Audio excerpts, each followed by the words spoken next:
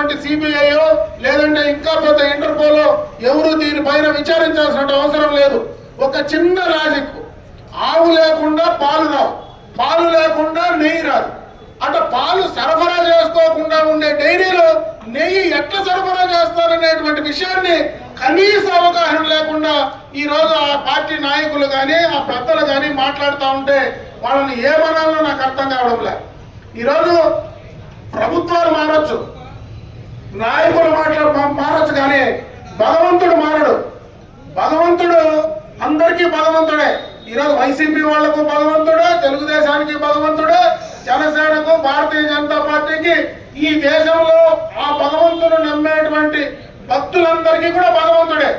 ఆ భగవంతుడికి జరిగినటువంటి అపచారాన్ని ఎందుకు జరిగిందని ఆలోచించకుండా ఈ రోజు వాళ్ళు మాట్లాడుతూ ఉంటే వాళ్ళ కనీసం ఆ భగవంతుడి పైన, ధర్మాన్ని పైన ఏమైనా అవగాహన ఉందా, ఆలోచన ఉందా అనేది ఈ రోజు రాష్ట్ర ప్రజలు ఆలోచించాలని చెప్పి నేను ఈ సందర్భంగా తెలియజేసుకుంటున్నా.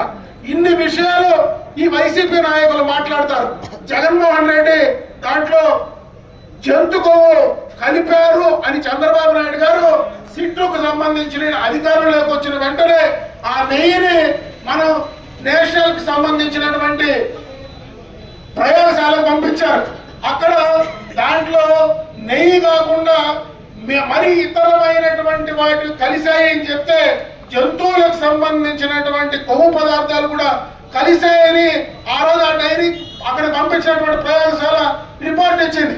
ఈ రోజు ఆ జంతువులకు సంబంధించినటువంటి అవేమి ఆనవాళ్ళు లేవని చెప్పి ఈ రోజు సిబిఐ కానీ ఇప్పుడు దానికి సంబంధించినటువంటి విచారణ సంస్థలు ఏవైతే చెప్తా ఉన్నాయో అవి చెప్తా ఉంటే దానికి ఈ రోజు వైవి సుబ్బారెడ్డి గారు మాట్లాడుతూ ఉన్నారు. ఆ రోజు చంద్రబాబు నాయుడు గారు జంతువులకు సంబంధించినవి ఉన్నాయన్నాడు, తప్పు మాట్లాడినాడని. ఈ రోజు సిట్టు క్లియర్ గా ఇస్తా ఉంది. అది పూర్తిగా కెమికల్ కి సంబంధించింది, కెమికల్ ద్వారా తయారు చేసినటువంటి నెయ్యి, అది పూర్తిగా కూడా రసాయనాలతో కూడినటువంటి నెయ్యి, వాసన రావడానికి కూడా రసాయనాలు ఉపయోగిస్తారు అని ఈ రోజు క్లియర్ కట్ గా వాళ్ళు ఎవిడెన్స్ తో ప్రకారం కూడా ఇస్తే ఇంకా మాట్లాడడానికి వాళ్ళకు సిగ్గుందో లేదో నాకైతే అర్థం కావడం లేదు. కానీ భగవంతుడి పైనటువంటి వాళ్లకు నమ్మకం లేదని చెప్పొచ్చు.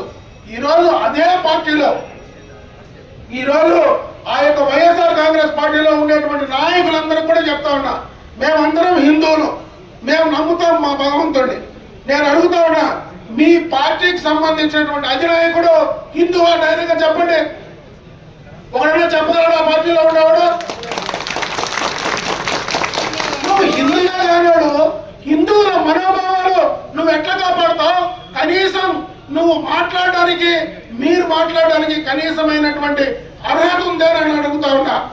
ఇంతమంది భక్తుల మనోభావాలను అన్యాయం చేసి ఈరోజు వైవి సుబ్బారెడ్డి గారు మాట్లాడుతూ ఉన్నారు.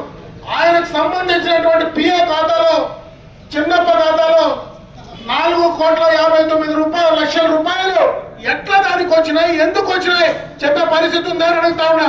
మీకేమీ సంబంధం లేకపోతే, ఆ నెయ్యికి సరఫరా చేసినటువంటి ఆ ఏజెన్సీలకు సరఫరా లేకపోతే ఆ డబ్బులు మీకు ఎందుకు వచ్చాయనే దానిపైన చెప్పాల్సినటువంటి బాధ్యత లేదని అడుగుతా ఉన్నా. అన్ని రకాల కల్తీ, మద్యంలో నాశనం చేశారు, అన్ని రకాల దోచుకున్నారు. భగవంతుని దగ్గర కూడా ఇంత అన్యాయం చేస్తే మీకు భగవంతుడు క్షమించడు. మరీ ముఖ్యంగా తిరుమల తిరుపతి దేవస్థానం శ్రీ వెంకటేశ్వర స్వామికి ఎవరైనా అన్యాయం చేస్తే వాళ్లకు పుట్టగతులే ఉండమనే విషయాన్ని గుర్తుంచుకోవాలని చెప్పి సందర్భంగా తెలియజేసుకుంటా ఉన్నా. ఇప్పటికైనా బుద్ధి తెచ్చుకోండి. ఈ రోజు మేము ఏదో రాజకీయంగా చేసేటువంటి కార్యక్రమం కాదు. ఈ రోజు ఇంతమంది చేశామంటే రాజకీయం కోసమే రాలేదు. భగవంతుడి పైన నమ్మకాన్ని పెంచుకోవడానికి వచ్చాం. భగవంతుడికి జరిగినటువంటి అపచారానికి శుద్ధి చేసే కార్యక్రమానికి ఈ రోజు మేము వచ్చాం. కానీ ఇదేదో రాజకీయం చేసేది కాదు. మీకు నిజంగా దేవుడి పైన భక్తుంటే మీరు క్షమాపణ చెప్పి చేసిన తప్పులు ఒప్పుకుంటే కనీసం ఆ భగవంతుడు మిమ్మల్ని క్షమిస్తాడు. కానీ లేకపోతే ఆ భగవంతుడు మిమ్మల్ని క్షమించేటువంటి పరిస్థితి లేదు. ఈ ప్రశ్నలకు మీరు ఎన్ని చెప్పినా, ఎన్ని చోట్ల ఏం మాట్లాడినా ఆ రోజు సిట్టేస్తే అదేదో చంద్రబాబు నాయుడు గారి జేబు సంస్థ మాట్లాడినారు. ఈ రోజు సుప్రీంకోర్టు నేరుగా సిబిఐకి ఇచ్చి సిబిఐ ద్వారా విచారించి నిజ నిజాలు నిగ్గుదాల్చారు. కనీసం ఇప్పటికైనా బుద్ధి తెచ్చుకొని మీరు న్యాయంగా నీతిగా ఆ యొక్క ధర్మాన్ని నమ్ముకునేటువంటి హిందువుల మనోభావాలను దెబ్బతీయకుండా ముందుకు పోవాల్సిందిగా నేను ఈ సందర్భంగా ఆ పార్టీ నాయకులకు హెచ్చరిస్తూ, ఇంకొకసారి దయచేసి మీరెవరు భగవంతుని గురించి మాట్లాడేటువంటి సాహసం కూడా చేయొద్దు. నిజంగా భగవంతుని పైన నమ్మకం ఉంటే తప్పు ఒప్పుకొని చెంపలేసుకొని భగవంతుడు జరిగినటువంటి అన్యాయం మీ యొక్క హయాంలో జరిగింది కాబట్టి మీరు ఆ అన్యాయానికి క్షమాపణ చెప్తే ఖచ్చితంగా భగవంతుడు మీకు సహాయం చేస్తాడని చెప్పి తెలియజేసుకుంటూ సెలవు తీసుకుంటూ ఉన్నాను.